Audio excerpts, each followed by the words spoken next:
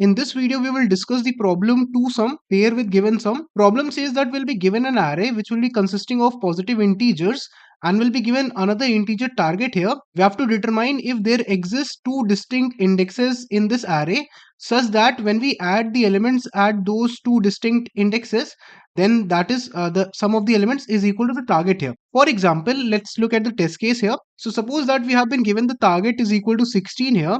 So can we find out two distinct elements in this array such that when we add them up, we can get the target value as 16? If you will see here, let's say this is my ith element and this is my jth element. So if I add my element at the ith index and the element at the jth index, then I will get the sum which is equal to the target sum here. So in this case, the answer is possible here. So we can basically return true, or we can return that yes, such a pair exists. So how can we solve this problem here? Now let's discuss the brute force approach for this. The brute force approach will be that we can try to generate all the possible pairs. Now what do I mean by this? Basically, whenever I'm at a particular element, I'll try to check it with every other element. Okay, so I'll try to check the ith element by making a pair of it with every other element here. So let's say I'm at 1, I'll check 1 and 4, 1 plus 4. Then after that, I'll check 1 plus 45. I'll check 1 plus 6. I'll check 1 plus 10. Then after that, I'll check what? 1 plus 8. Next time when I'll be at 4, so I'll check 4 plus 45. Then I'll check 4 plus 6. Then I'll check 4 plus 10. So like this way, I'll keep on checking all the pairs. Now what will happen here? See, initially my I will be where? Initially my I will be at the starting index. So my I will be here and J will start from the next index. So J will be here. Now is the sum equal to the target? No. So my J will move forward. Now J will be at 45. Is the sum equal to target? No. So my J will move forward. Now is the sum equal to target? No. My J will move forward. Now is the sum equal to target? No. It is still not equal to the target. Then my J moves forward. Is the sum of the ith and the jth element equal to target? Still not. So then this means that we have iterated throughout all the j for this particular I, and we need to move our I forward. Now what will happen here? Now my I will be standing here. Now we'll check with this j. Is the sum equal to target? No. We'll check with this j. Is the sum equal to target? No. We'll check with this jth element. Is the sum equal to target? No. We'll move our j here. Is the sum equal to target? No. 4 plus 8 is not equal to 16. So then after this, we'll ask our I to move forward. Then when my I will be here, we'll check with all the possible j's here, and we do not get the sum equal to the target. Then next time my I will be standing at the element that is 6 and j will be standing here. Now when I find out the sum of the ith element and the jth element is equal to the target. So then I can return true this, yes, I have found out my pair. Now you can see here what we are doing is for one particular index of I, what we are doing is we are iterating indirectly throughout the array. So that takes order of n time here. So in the worst case, what will happen? For n indexes, it will be iterating order of n square here. So this is going to take a lot of time because we'll try to generate all the possible pairs and check whether those pairs can be equal to the target or not. So the time complexity will be what? It will be order of n square, and the space complexity will be constant because I'll not be using any extra space here. Now let's have a look at the code here. You can see here that firstly I'll take the length of the array here. Then after that we'll iterate in the first array and we'll start our j from I plus 1. If the sum of the ith and the jth element is equal to target, then we return true. Otherwise, after checking all the pairs, when the loop is completed, then we will return false, that we did not find any pair which was having the sum equal to the target here. Now the time complexity is what? As I told you, the time complexity will be very high. That is order of n square because you are generating all the possible pairs here, and the space complexity will be constant because we are not using any extra space. Can we do it more optimally? Yes, we can do it more optimally by sorting the int, and there will be two ways which we can apply here. You can see here that firstly what we can do is we can try and sort this array. So when you will sort this array, it will take n log n time, and then you can apply binary search to find out the pair. How? Suppose that initially I will sort this array. So firstly, the thing is that the array should be sorted. So we will, first of all, whatever array is given, we will sort it. Then after that, suppose that initially I'll be at this element 1. Now when I'm at the element 1, what is the other element that I want, or what is the complement element that I want? If currently I am at the ith element, so the other element that I want to make my pair is target minus ARR of I. Now what do I mean by this? Initially, if my target was 16 and the element right now that I'm at is 1, so the other element that I'm looking for is basically 15. So the complement element or the other element that I'm looking for is 16. So I'll apply a binary search from I plus 1 till the end of the array to check whether 15 exists or not. Does 15 exist? No, it does not exist. So I'll say that, okay, no worries, we'll check for the next element here. So now after that, what will happen? My index will proceed further and it will be at this element 4. So my I is standing at this element 4 here. And what is the other element that I want now? Now I want the element that is nothing but 16 minus 4, which is 12. So I'll apply a binary search here on the right side, that is from I plus 1 till the end of the array, to check whether 40 to check whether 12 exists or not, to check whether the complement element exists or not. So it does not exist, 12 does not exist. By search will return false. So we'll move our I further. Now after that, what will happen? Now my I will be standing where? Now my I will be standing at this element 6 here.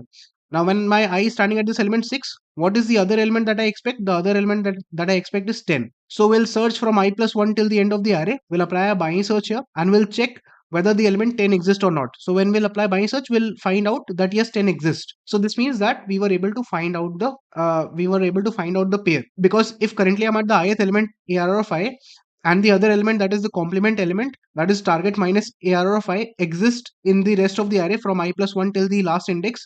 By applying Bayes search, if I'm able to find it, this means that the pair does exist, which is able to make the sum equal to the target. So we should return true here. Now what is the time complexity for such an approach? You can see that when I'm at a particular index, whenever I'm at a particular ith index, I'm trying to apply Bayes search in the array. So that will take order of log n time. So because I'll be applying Bayes search on the rest of the array from I plus 1 till the end. So for one index, I'm taking log n time. So I have how many indexes in the array?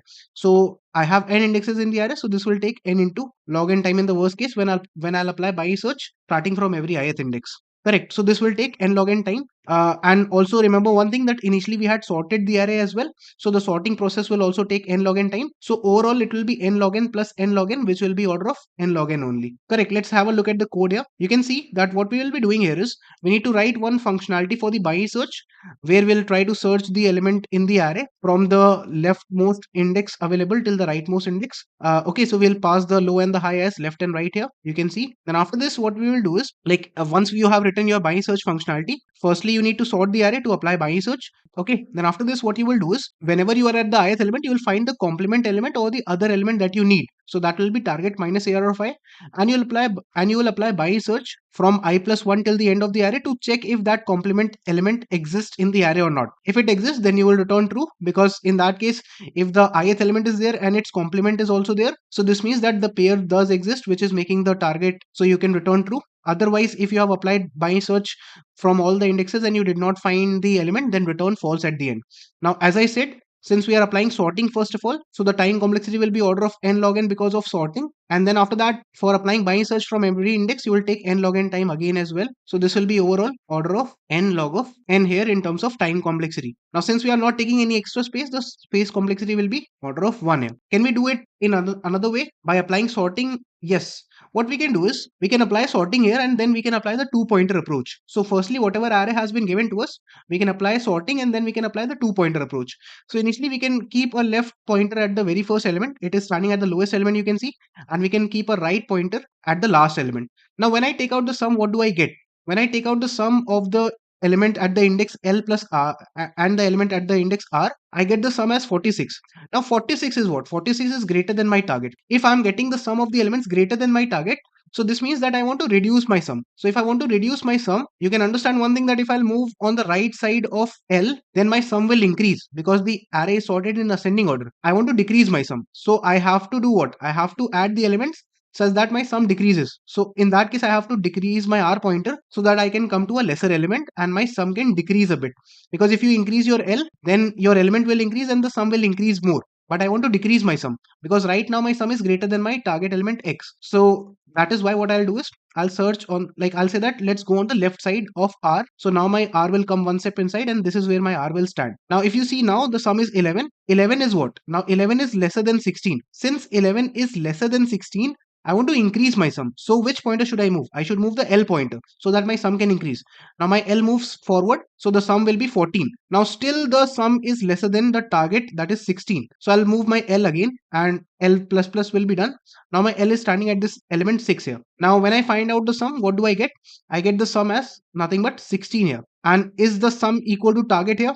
Yes, it is equal to the target. So then we can return true, that we were able to find two distinct indexes in the array where the elements sum is equal to the target that we wanted. So you can see here that the time complexity taken here will be because of sorting plus the two pointer approach. So time complexity will be for first of all order of n log n, because I'm applying sorting here first of all. Then we are applying two pointer approach to find out the target. So that will take order of n time for two pointers.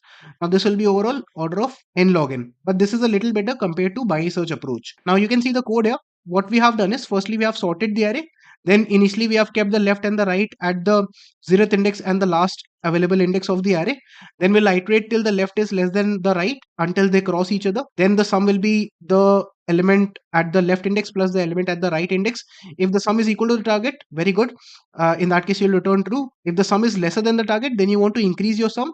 In that case, you have to move your left pointer forward. Otherwise, if the sum is greater than the target, then you want to decrease your right pointer. So you need to do right minus minus in that case. Okay. And if by changing your pointers, by shifting your pointers, if you're able to get the target sum, then return true. Otherwise, if the pointers meet at the end and the while loop ends, then you have to return false, that there was no such pair available. Now, can we do it more optimally? Yes, we can do this problem more optimally without sorting the array as well by taking extra space complexity. Let's discuss about that approach.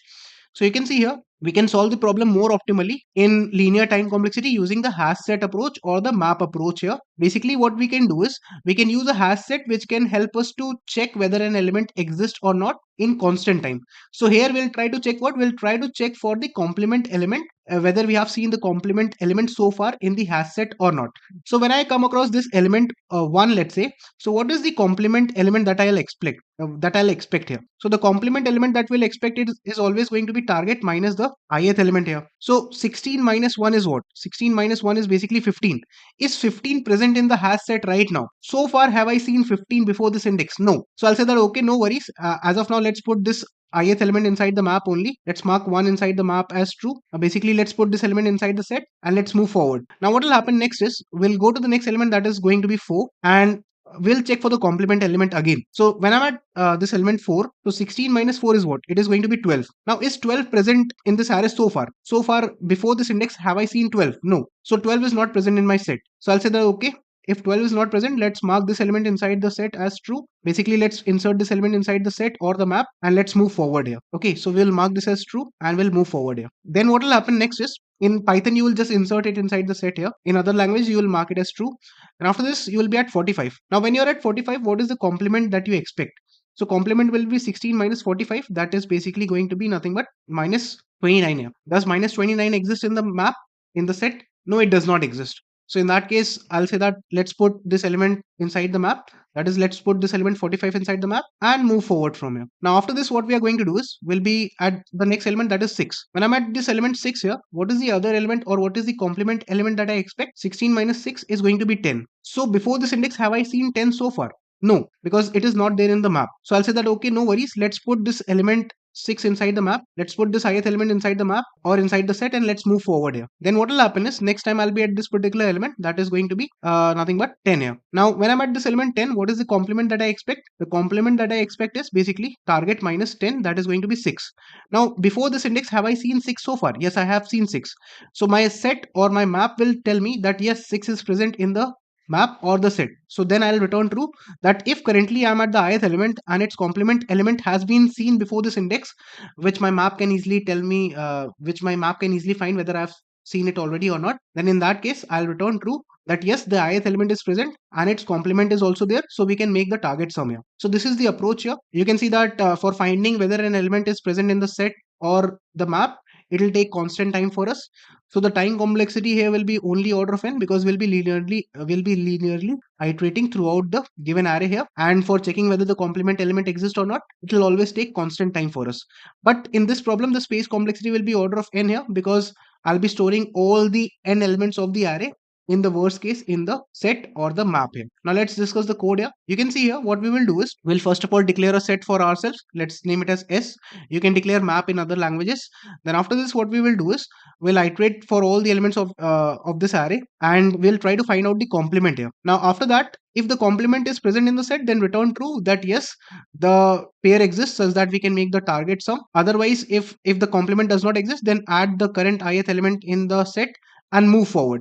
And at the end of the day, when the traversal is over and you are not able to return true, then no such pair is found, so return false in the end. And you can see we are iterating throughout the array, so it will take order of n time, and the space complexity will be order of n as well, because we'll be storing all the n elements in the worst case inside the set here.